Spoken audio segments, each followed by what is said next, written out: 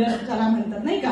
आणि असा जो डायबिटीज आहे हा रिकव्हर करणं हे थोडं डिफिकल्ट जातं. कशामुळे? कारण तुमचे जे जेनेटिक्स असते की नाही, जीन्स असतात तुमच्या बॉडीमध्ये, ते ऑलमोस्ट असे बिल्ड झालेले असतात. त्या जीन्सला जागेवर आणणं हे खूप डिफिकल्ट जातं. तर त्याला चॅनलाइज करावं लागतं. ओके, तर आपल्या अमृत ज्यूसमध्ये जे 42 प्रकारचे जे हर्ब्स आहेत, त्यानंतर डायबोजी नावाचं जे प्रॉडक्ट आहे, ओके, त्याच्यामध्ये जे 18 प्रकारचे जे इन्ग्रेडियंट्स आहेत, मेडिसिनल प्लांट्स आणि हर्ब्स यांचं जे डिस्क्रिप्शन आहे ऑलरेडी आयुर्वेदामध्ये, वेदाजमध्ये दिलेलं आहे. ओके, तर त्याला अनुसरून आपण त्यांना ती ट्रीटमेंट स्टार्ट केली होती. आणि आज ऑलमोस्ट सरांना आता 6 महिने होत आहेत ते हे प्रॉडक्ट युज करतात. ओके, त्यांची कम्प्लिटली ॲलोपॅथीची जी काही गोळी होती आज ती बंद झालेली आहे शुगरची, राईट. त्याच्यानंतर त्यांची जी शुगर आहे ती 450च्या लेवलमध्ये राहत होती. सर 450, 470च्या लेवलमध्ये शुगर म्हणजे एखादा व्यक्ती जागेवर पडून त्याला स्ट्रोक येऊ शकतो.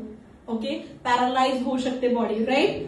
कधीही काहीही होऊ शकतं. ओके, म्हणजे इव्हन जाताना तुम्ही चालत आहात, डोंट नो तुमची बॉडी कशा प्रकारे रिस्पॉन्ड करेल, राईट. तर अशा प्रकारचा डायबिटीस, एवढी जास्त शुगर आज मी माझ्या मिस्टरांची नील केलेली आहे आणि त्यांची शुगर आजही ऑलमोस्ट 170 to 180च्या रेंजमध्येच फक्त फ्लक्च्युएट करते.